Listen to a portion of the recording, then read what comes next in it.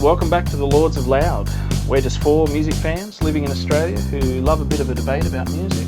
We thought we'd move our email discussions and rants into the podcast era. I'm Lord Ben, King of the Lords, and Beatles tragic prog rock fan, and I'm your host. And as always, I have with me Brett, Lord Brett, who has the perfect hair for any podcast. I have with me Lord Al. He's a living anachronism, a man who loves Seal and Slayer. That's the both of them. And of course, we have Lord Kev, and it's not really his accent that makes him hard to understand.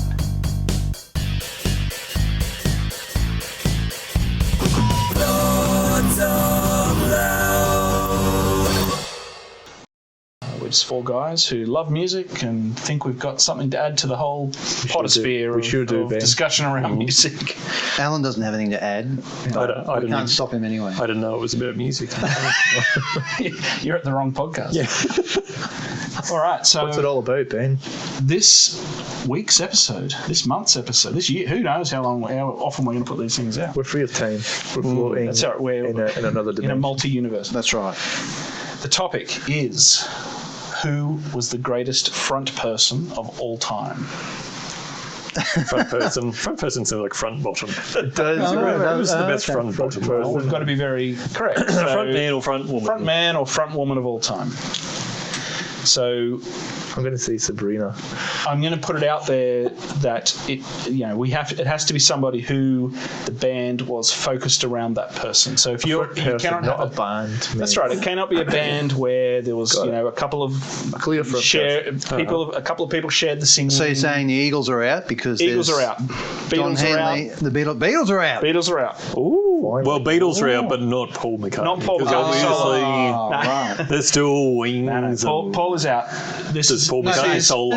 John's in. Linda played a pretty big part. That's right. I'm going to see John Lennon's in. John Lennon is not in. What?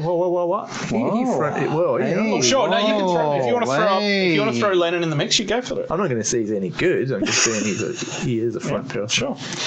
So we're looking for people who. Okay. Well, how do we do that? Let's think about it. Someone on the spot. What would the criteria be? Like, you need to.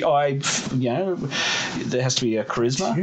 There has to be a performance aspect. Yeah, so you have to be an entertainer of some sort, right? Because you are you talking about watching? Yeah. So so in other words, you're suggesting that a front person, front bottom, is worth watching rather than just worth listening to. Both. Well, I think it encompasses both. So I think they have to have. But hang on, if you're saying watching, are you talking about do they have to be attractive or not? Well, I think they have to have. No, that's attraction. I think attraction is a very small part of it, but I think it fits into that sort of sphere of. Dancing, like they've got to have a stage. There's stage presence. Presence. Right. So it's not just who's the best lead vocalist of all time. Yeah. Okay. All right. And you're not specifically talking about a band either, right? Because Elvis. I'll let it through. Sure. I'll let Elvis through as. Well, he did have his band. That's right. Yeah, for some point. Yeah. I'll let solo artists through if you think there's a single solo artist who can compete with, say, a Jagger or a Mercury or a Morrison or He pointed at you when he said. Al, he pointed at you when he said Mercury. Mercury. Yeah. I didn't realise you. I'm a Freddie Mercury fan. Yeah, he's a big Queen fan. Yeah. He's a big Queen what? I like Queens of all shapes and sizes. So let's throw some names out there. I mean, I've just thrown out a few. Who are some other contenders? David Lee Roth. Roth? Yeah, David Lee Roth. I don't know what he was like in the later years, but like early Van Halen. Yep, sure. With backflips and chest hair.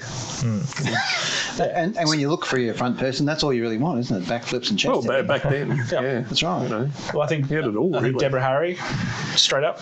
Are you saying she had doing I never saw her take the top off, but okay. That's a Sunday name as well, Deborah. She is the Sunday girl. No, but I mean, as fronting Blondie, you can't have a serious conversation about best front people and not include her. So that's true. Iggy Pop. Yeah. Yes. Sure. I'm going to back this one up pretty strongly with seeing him live, and this was this is one of those festivals down the Gold Coast. I can't remember which one. Big Day Out, maybe, something like that. Yeah. And, you know, he's 60, easy. And it was just like, I'd never seen them, obviously. The Stooges reformed, they put an album, and he was just magnetic. I mean, I was just drawn into this thing, like, minute by minute. By the end of this show, I've got my arms in the air. He turned me into American. I'm not even ashamed to say it. My arms are up, like, yeah.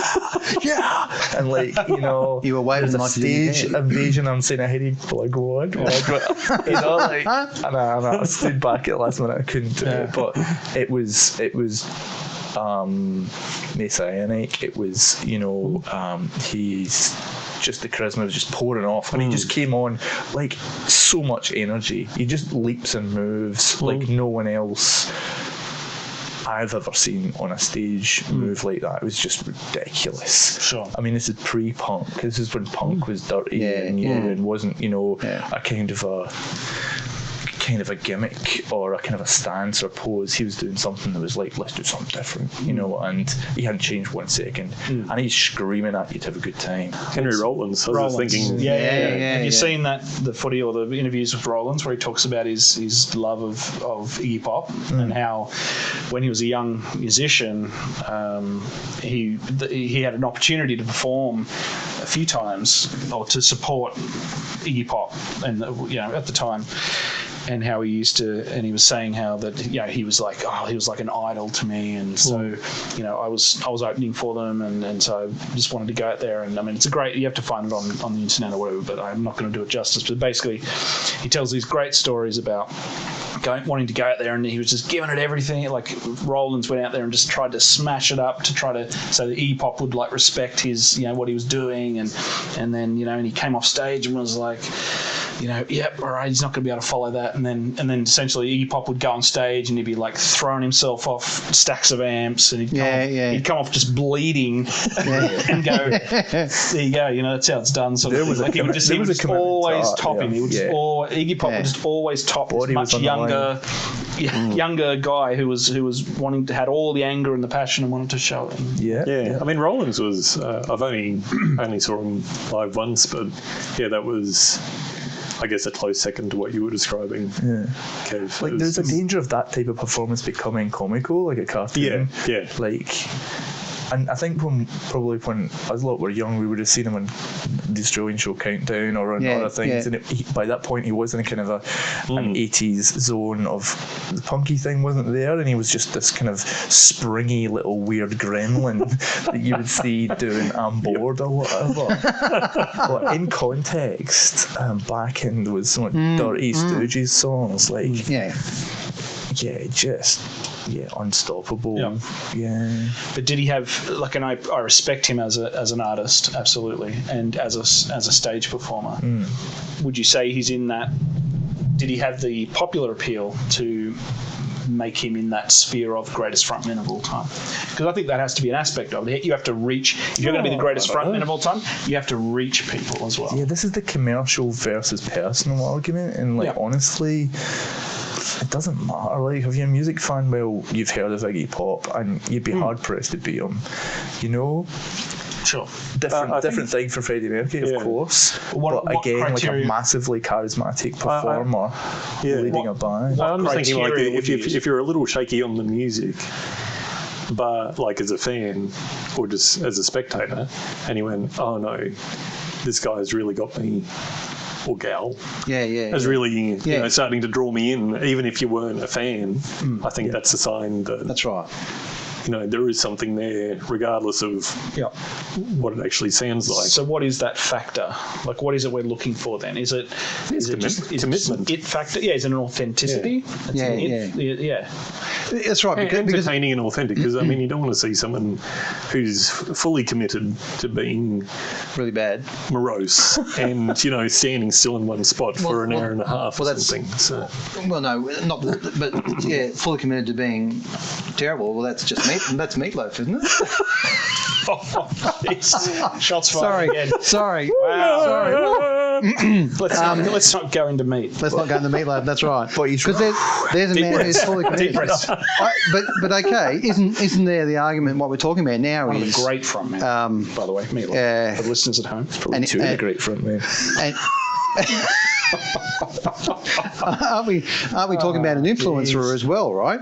Because I'd have to say that you're right.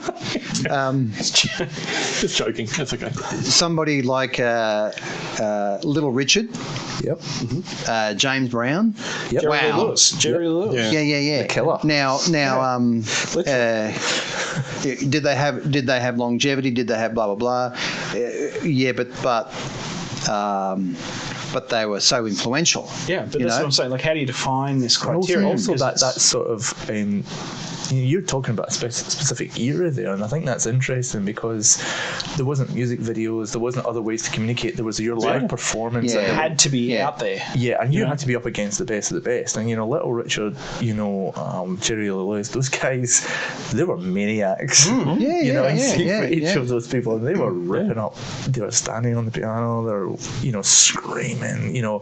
James Brown, of course, doing the whole performance where he's like being led off the stage. Yes, and the cape, his cape around his shoulders. That's right. Yeah. Because he'll never be back. He's back. He's managed to come back. He's doing another. Because and the way I get to that is that yes, I think Jagger.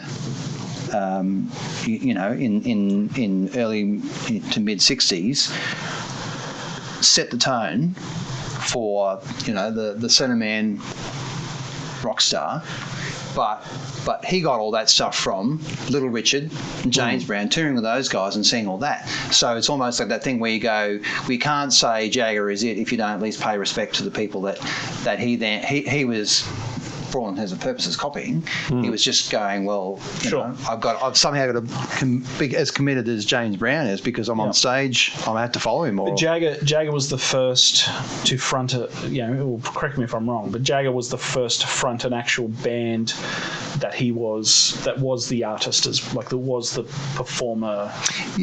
You know what I mean? Like it wasn't Jagger and his band. Yeah, he was a group. He was the lead singer of the Rolling Stones. So was he the first? Was there another lead artist who was part of a group, so to speak? Well, I mean, it's sort of this is kind of a strange dissection to make because I guess the whole point of those early artists was that they didn't want to be part of a group. They wanted to be it was all about the individual. artist themselves. You know what I mean? Right. Which brings us back to they definitely performed with a band, and they definitely. You look at the sort of swing artists and people like that. I mean, the whole point of that was how great of a band they could put together. And James Brown was no different. It was about I'm the name in front of the famous Flames. I mean, check these guys out. They can cook, so I don't know if there's anything to take away from or to compare really, depending on whether you're part of a bona fide group or you're the lead name in front. Well, it was probably more a different concept of that you could have the backing band with the singer all in one group and call it a group rather than just have so and so and the blah blah blahs. Yeah, up till that point, because it was just a different. You would expect in the such and such with the blah blah blahs, you'd expect that person to be that's the draw card. Yeah. So you're expecting to go to the show and see James Brown. They had to do it because they had to put the Flames could be anybody, and probably were, other than the alto player, but they swept them out all the time. So you go along seeing it. Whereas Collins, man, of course. Whereas you go and see the Stones, and it's that's the collective, and then there's a lot of people that would go and see the Stones, and they would go, Keith Richards is why I'm here. We watched Jagger, he can jump around all he wants, but look at this guy's so cool. He's not even trying. You can just watch him. Do you know what I mean? Like, so there's kind of an anti-hero thing. Like this guy's not even breathing. That's right. But but I think it's important. Like, we need to think of then what makes a front man. Or person or woman, of course. What do they need to be artistically, like, do they need to be a writer? Do they need to play an instrument? Do they need to just be a great vocalist? Do they need, is it all about just pure performance? Well, there's some bands. We haven't even bands, mentioned someone like Michael Jackson. Great singer, great dancer. Obviously wrote or co-wrote a lot of his material as well. Like what, and obviously took performance to another level. What, what are the criteria that makes you think, okay, what are we looking for here? Because yes, you've got on one, like it's almost like it's a spectrum, isn't it? Like you've got authentic, earnest performance on one end. At the other end, you've got complete showman, superficial performance, but incredible to watch and look at. Are they that different? Like one wasn't divorced from the other. I mean, that's the thing about putting on a great show isn't necessarily unartistic. Do you know what I mean? Because you're putting your heart and soul into making it happen. You could maybe make a distinction when it's more commercial, and that's to do with the type of music that you're listening to. I'll just go back, strangely enough, to Mark Smith. If you're trying to pick the best of all time, he's a hugely charismatic frontman, and one of the great things about him is that he just is awful to the audience. That he's huge as fans, and he writes songs deliberately based around how wonderful he is and how he's underappreciated, and then he goes around and turns musicians' amps down and genuinely unplugs people and just mixes them live on stage. He'll grab a recorder and a tape recorder and just record stuff and play it through the mic at you. And so you just watch this guy the whole way through. It's like a piece of performance art. It's authentic, I'll tell you that. Is it performance art? He's just doing what he feels at the time on that particular evening. If he's, more drunk or less drunk, whatever, and that's part of it as well. So you never know what you're going to get. It's not cut and paste performance. You know what I mean? Like you're not going to go to the show and go, oh, this is what's going to happen tonight, and that's part of the thrill. Sure, but would you, if someone asked you who's the greatest front person of all time, would you put him up against, say, Bono? Yeah, I'd have him sit all over Bono. I'm sure you would. Yeah, but definitely. Personally, I would. Absolutely. It's the type of performance. The Bono performance is the polar extremely opposite of that. It is the sort of bombastic, fill the stadium, talk to everyone on the planet. Yeah, absolutely. A lot of people get my political views across. Something like that. But also he does that thing which is very, very impressive, which is able to communicate to a massive stadium. They've written those songs deliberately for that, and he's a 5'7" guy from Ireland who is able to clearly communicate to the O2 Arena. Sure. Well, I think I'm gonna put a stipulation in there. Doesn't make a difference. Size isn't important. But yes, it is. And this is what I'm going to say. And no, but it's not going to be popular. But I'm going to say that I think to even be considered, you have to be able to command like a Wembley Stadium. Oh, that's rubbish. I don't think that's rubbish at all. To be considered in that top echelon of front people, you have to be able to command that level of... The thing is that the Fall wouldn't fill the Wembley Stadium, but if they did, then everyone that was there would be really, really into it. Yeah. So there's a reason the Fall didn't get to that level. Do you know what I mean? Like, there's a reason that certain bands didn't. It's for elites. But taking Ben's point is...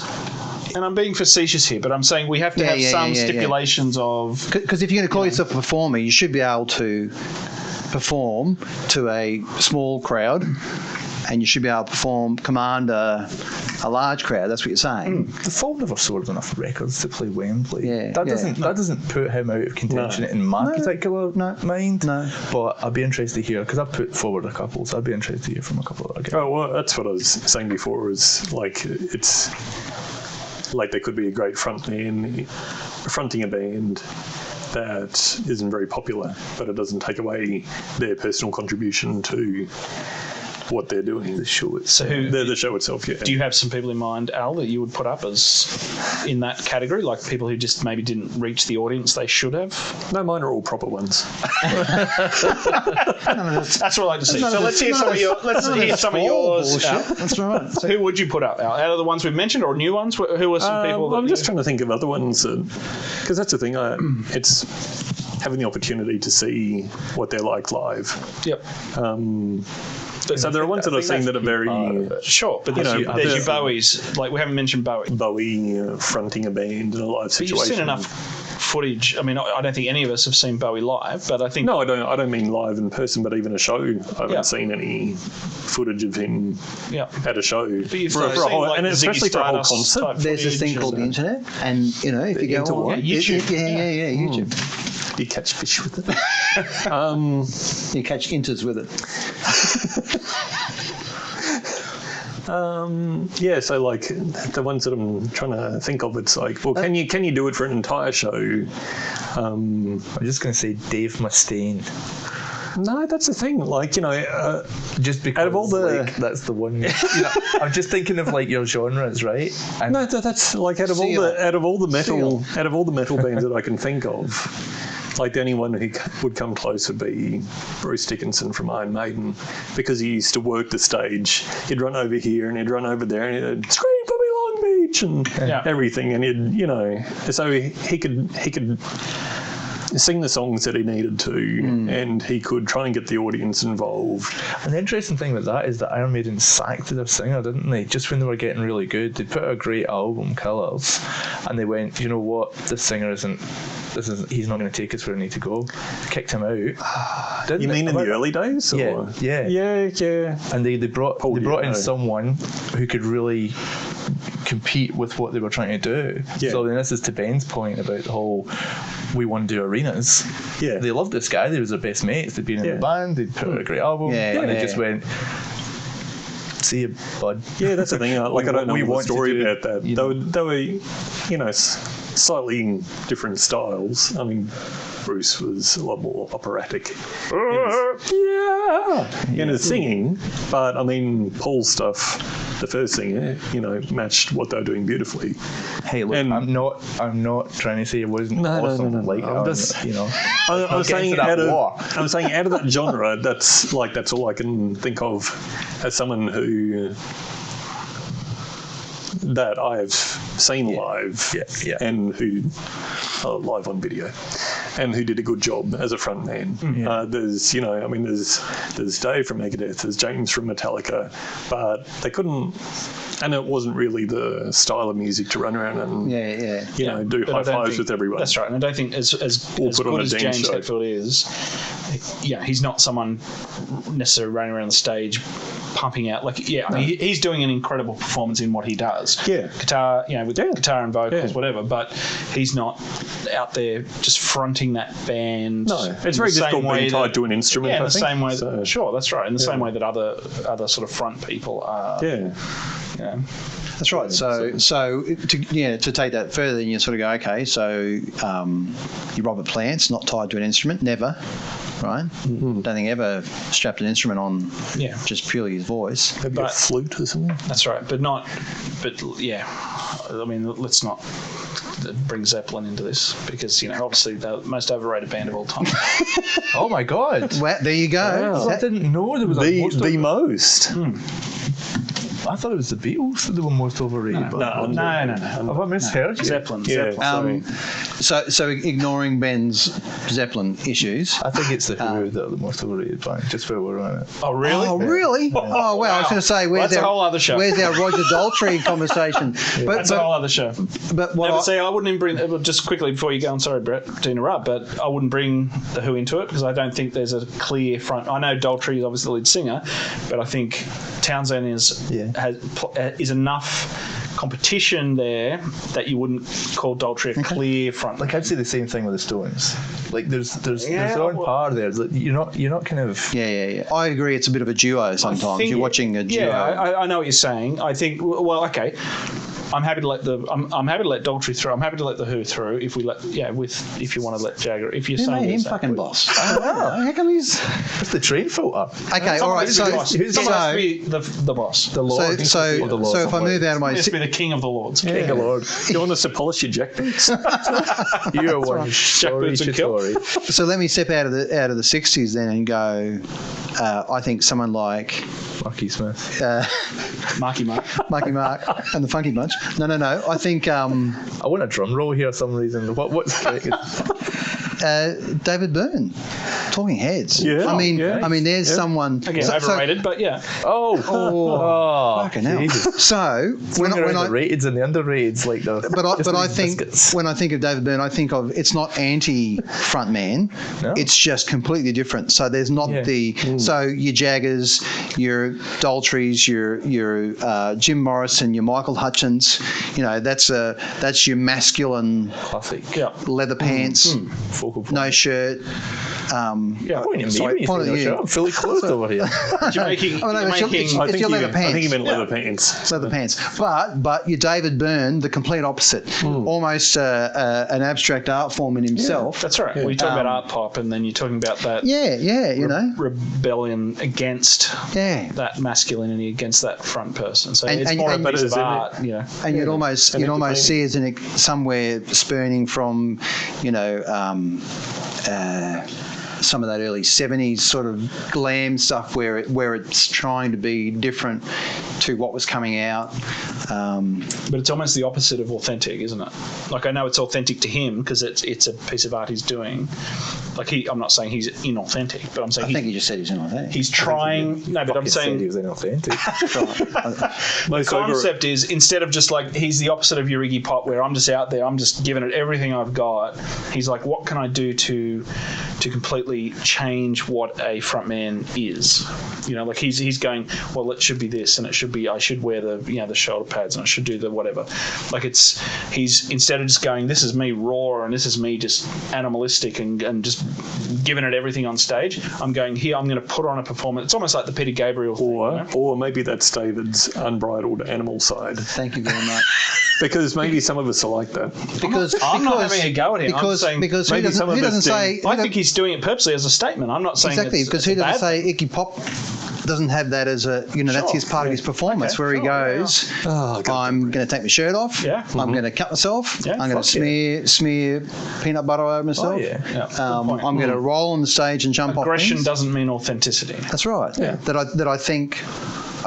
Do they look engaged? I think that's for me. That's what I mean when it's authentic. It's just like, are you getting into this? Yeah. And in my head, he's done it.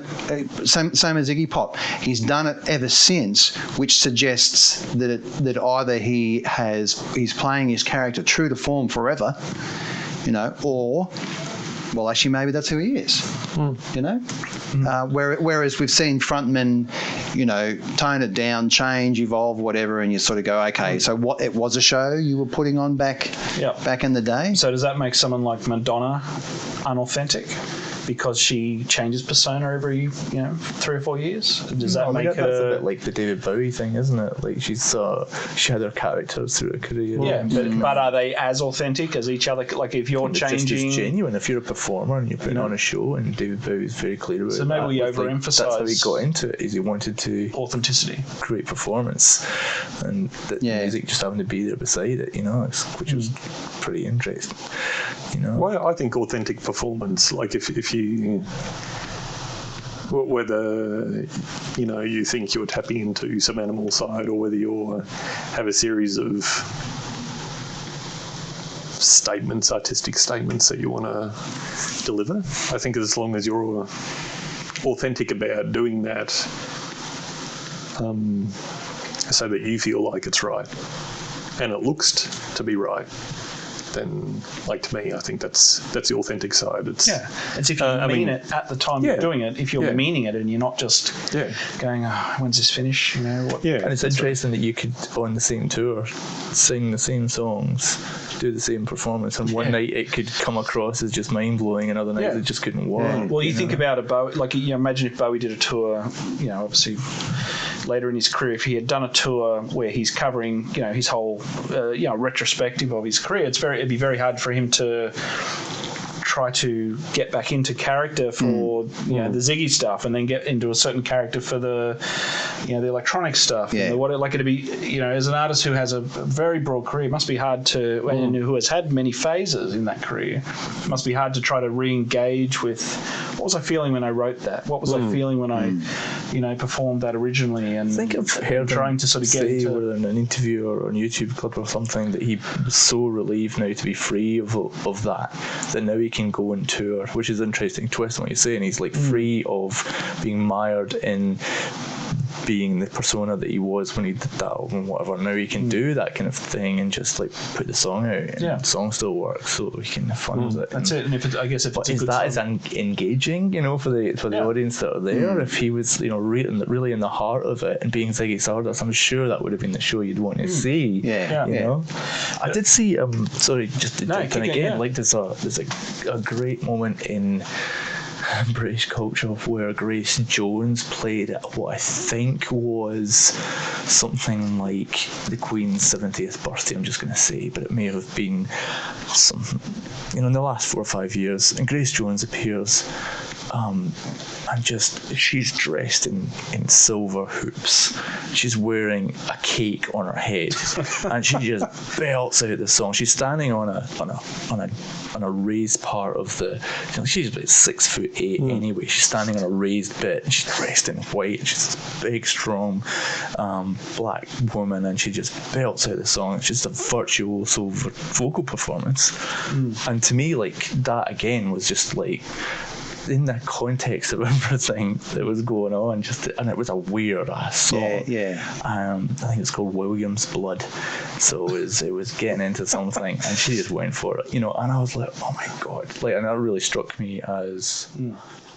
It's what you're kind of getting at, because this was a cultural event. This is like Hyde Park, whatever, and this was to everyone, and everyone was watching. Was just went jaw drop. I don't think everyone liked it. Got it. But in that moment, people were drawn to that. They couldn't fight it.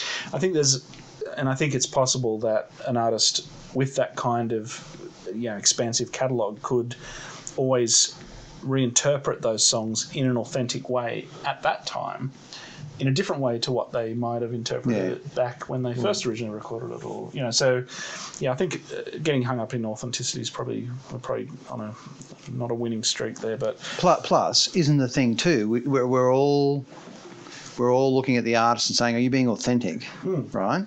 When for all of us, all we care about is the connection. Product. All we care about is how it feels to us. So you have two people watching the same concert. One person is going, this guy is awesome, this girl is awesome. I'm now in love with this person, or this song has moved me to tears. And you have the other person on the other side of the stadium going, I'm going to get on the bus soon. What the hell's going on here? Exactly. In the end, but that's the beauty of music. Isn't it all down to have you moved the person? Rather than have you been authentic to yourself? Well, have you moved the person? So maybe you have trotted out the same. Maybe you've trotted out the same, in between song banter on your 50th show of this year. But if the front row is crying, then maybe you've done your job. And maybe that's enough. Rather than can we really expect any rock star to, on a daily basis, be 100% committed to a performance, or are they so skillful, that they can do it without having to be in the moment each time and tear up at the right moment? So you're saying they can be an awesome front person as long as they fake it. So you can say they can be performers? What? Someone else I was going to say was Billy Joel. Sure. Yeah. And Elton John. I mean, God. Yeah. We haven't there's plenty we haven't mentioned. Well, let's just say. And Billy Joel is famous for saying, I think it was River of Dreams tour. He said, the hardest thing for him is trying to remember lyrics when he's on stage, trying to remember if there were burgers on the in-house, in the in-room Talking menu. about authenticity, That's right. So he's up there trying to remember the lyrics to, whatever the songs, and in his brain he's going, did I see a burger on the in-hotel menu? But that's the thing, you wouldn't know. So from an audience perspective, that's it. You're totally sold going, this guy is awesome, and he is here for me. He's the best front person, somebody who can hide all of that and still give you a great show. And so on the monitor it says Melbourne, so he could say, good evening, Melbourne. That's and everyone right. goes, oh, he's talking to me. And he comes up with his little anecdote that he has to say about the time he met someone or other. What about that local football team? That's right. And the crowd Go goes, the Tigers. oh, he's speaking to me. Yeah, whatever. Who's the greatest? Let's just have a quick whip around and think, just to end it off. Who would you go, Brett? I'm gonna assume Jagger, but you might surprise me.